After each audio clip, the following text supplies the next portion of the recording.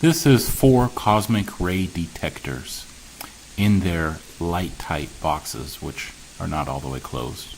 The detectors consist of an electronic portion. There is the solid state very sensitive light detector.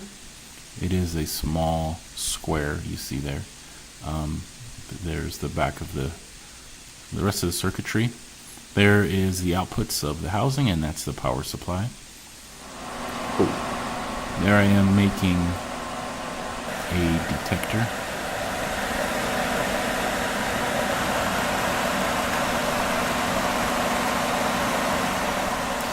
It's a pretty simple circuit. This is the one of the testing procedures after the circuit is built, making sure that we get the output that we wanted. There is the circuit, and there is a very sensitive light detector, which this black piece of plastic guides an optical fiber into. The optical fiber is also attached to a scintillating plastic sheet. You can see there the optical fiber running through the plastic sheet to the detector.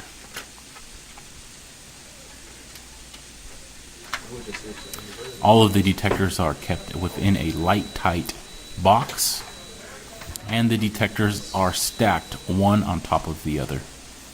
The corresponding equipment can also be seen here.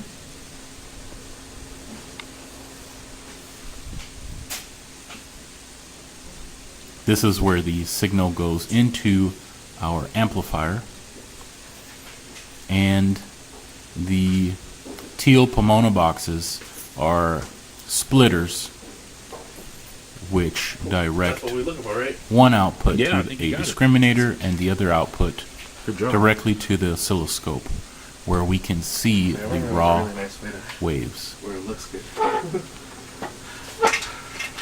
The discriminator is attached to a logic unit, which does some AND logic through a number of gates and outputs one pulse when all of the parameters of coincidence have been met. Those corresponding waveforms are then displayed on the oscilloscope.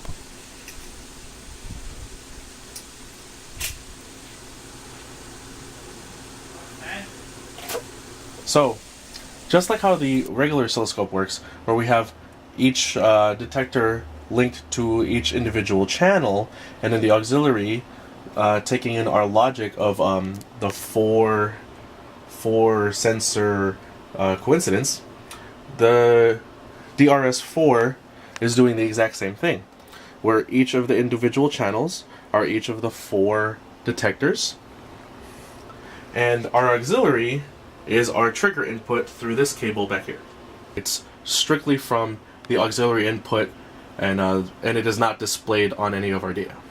But it is used to trigger what coincidence is for the 4 sensors. We're taking analog signals here also. Yes. And digitizing them. Digitizing. And then through the USB, right into the computer. This is the digital oscilloscope. See, it's reading whenever it gets a trigger set from auxiliary, it will take all 4 digitized waveforms and display it. So it's just an oscilloscope, but through the digitizer. Yeah, getting some nice waves of all 4 occurring at almost exactly the same time within a pretty small window. Okay, this is what was this? Okay, yeah. Okay, this is the one where it saves the data.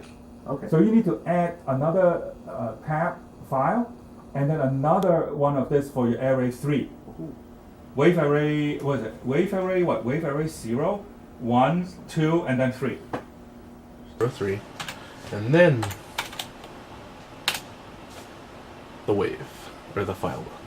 So, just like how the oscilloscope works, these are each individual channel getting saved through the trigger. Now, we only did 10. We can go up to several thousands, tens of thousands. It's just how long we're willing to keep the computer on. And then let me put up wave 201. And then 202. As you can see, just like in the oscilloscope, that we are showing that all 4 are triggering at the exact same window of about, well, this is showing bars which are slightly different from actual nanoseconds, but it's equivalent. That they're all showing from roughly 550, 500, 550 to 800 where it tapers off. And they all have that same pattern occurring at the same time. So that would be one of the muons that we're detecting, muons, that are striking each individual detector, all triggering at the same time. We would actually create histograms and take some statistics off of, or from each of these, to see how many of them strike at that exact time and at what density. So it would just be a density plot. And then at the same time, we could also compare what kind of amplitudes that we were getting from each of the plots. And then we could also apply some smoothing algorithms to make the lines a little more easy to read, and it would take off some of the excess noise that are actually part of the signal. Part of the algorithm that we have takes out some of the coincidences that are false that we just happen to take in, because there is still a chance that you get some false coincidences that occur.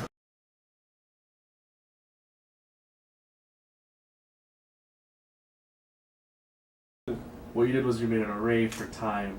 No. Now the DRS version 5 for 5 adds. It adds for each data. It has its own time. So before they had the multi-dimensional array for just the data. Just the data and the time. Just one array for What time. time? Yeah. Now each data has its own time. Corresponding